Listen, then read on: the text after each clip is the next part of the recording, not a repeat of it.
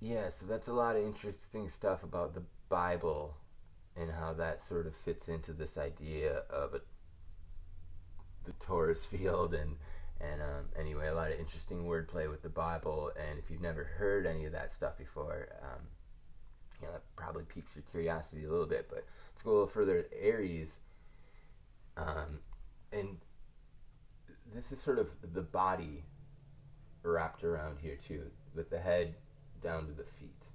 Aries in astrology, and this is um, once you've studied astrology, astrology is not a theory. Astrology is just self-evident. Unfortunately, people have given you every reason not to pay attention to astrology, um, but that doesn't mean it's not. It's not the truth of how energy functions and plays out in our worlds and our lives. Um, but when you get to studying it, you understand that Aries, in fact, does rule the head and the higher mind. Taurus, in fact, does rule the lower mind and the throat. Gemini, in fact, does rule the hands and the chest. And on down the line, down to Pisces and the feet. And you can watch this play out. Anybody who has any medical ailments, when you start paying attention, you start studying astrology, you start studying medical astrology, it just plays out. It's not a theory. You can watch the heavens repeat over and over again. You can watch your flare-ups that medically flare up, and if you pay attention to astrology and medical astrology, you can predict them, because you can see what alignment always makes it happen. It's a big deal. That's why Hippocrates is still the father of modern medicine. Everybody still takes some version of the Hippocratic Oath. He said if you don't anybody who doesn't understand astrology has no right to call themselves a physician. And he also said it's more important to understand the type of person that has a disease. It's more important to understand the type of person that has a disease than it is to understand the type of disease that a person has. That's super important. It's wake up time, people. This is really valuable. What you're looking at is also Tesla's rotating magnetic fields.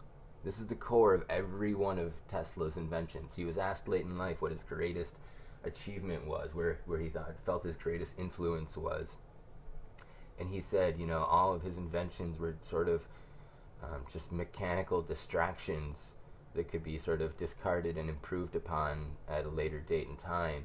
But what will forever remain is the concept behind how they function, which is the rotating magnetic fields. He said he had the revelation as a young man, and he called it his first great thrill, and he said that everything he did after that was built upon the understanding of that. Tesla understood that this is a pulse. It's not a particle.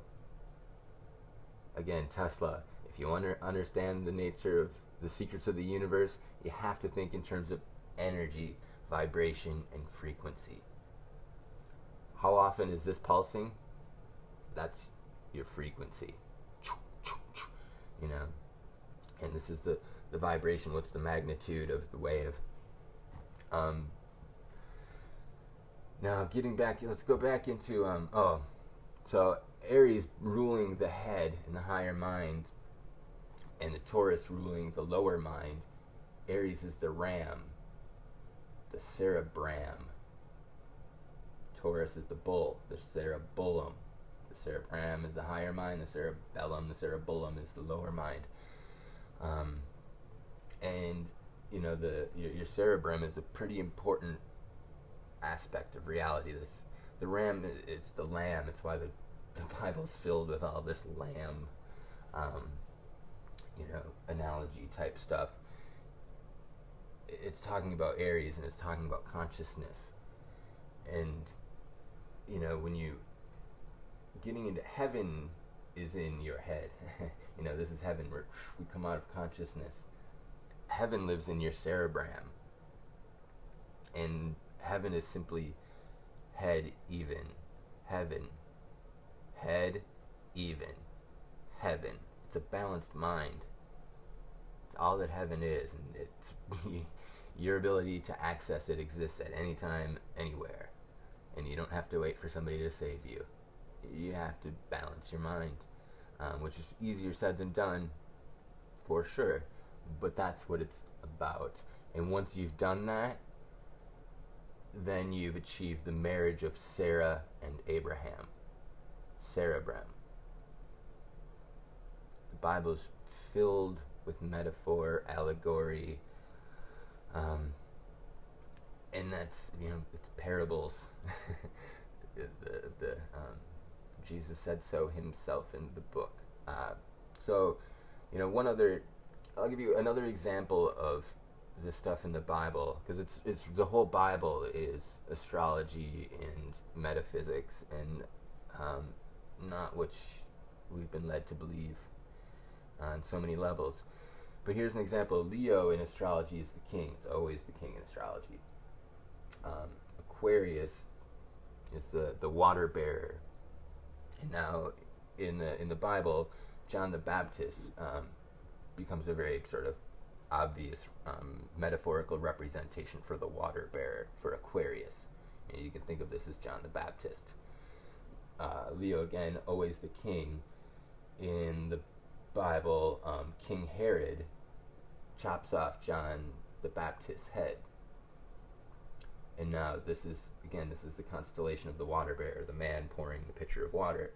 So there's a man standing here.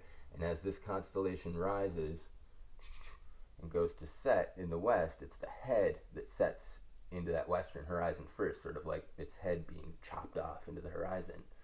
But as that's happening, its opposite, Leo, is the sign that's rising to cut its head off, and it happens every single day. That's what the Bible is. It's understanding the heavens.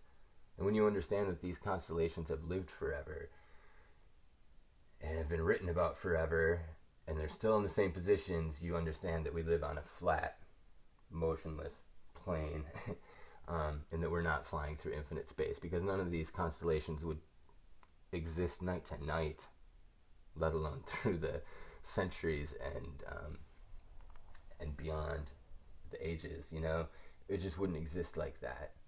You need to think about the numbers that science gives you, and put your own brain into that thought experiment, I guess, if you will. But it's pretty impossible for the lack of stellar parallax that exists between the fixed stars in the heavens, for that to continue on night after night, year after year. We're sitting here, and those are in exact relationship to each other as they've always been in recorded time. Now, in the human system, this would be the heart. Again, it's a pulse, and this is green for those who, it looks yellow, I think, but it is green. It matters. This red, these are chakras. So this would be your lower red root chakra. This is your heart chakra, and this would be your throat chakra.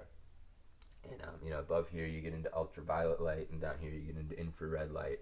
But within the visible spectrum, the red and blue light spectrum, that's the shift. And this root chakra is where society tries to keep us in fear and survival mode, and I need mine, and hate, and addiction, food, heavy density, TV, entertainment, blah.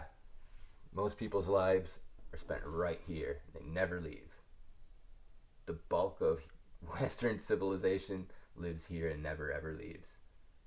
Ever. Not even when their kids are born. Not even when they get married. They live here. This is unconditional love. Pure unconditional love. Absolute unconditional love. Without condition at all. It's pure.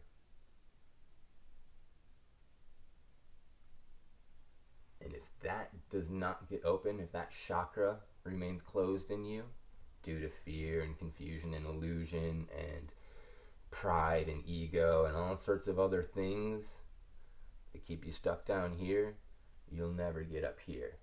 And this is where intelligence begins, to be honest. This is throat chakra, that's Mercury, that's information. It's the beginning of knowledge and wisdom, and getting into your third eye and crown chakras, which is where you really start finding the head, even the heaven. It's within you, but you have to turn your lead into gold. These are weaknesses. We're all filled with them. If we keep pointing at everybody else's weaknesses, we're not pointing at our own. It's important. There's a reason why they,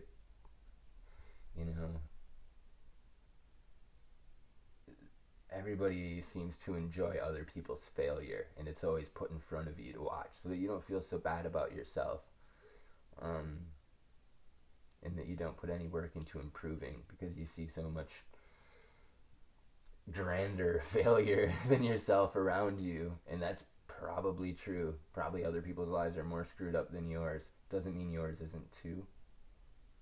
Doesn't mean that your entire reality is an illusion, and all of your motives have been skewed. There's a lot to learn in life. This is just the beginning. But this red light, you'll see you see 1.618 written here over 1, and this is a ratio that exists within this Taurus field. Every Taurus field has this ratio. This is phi.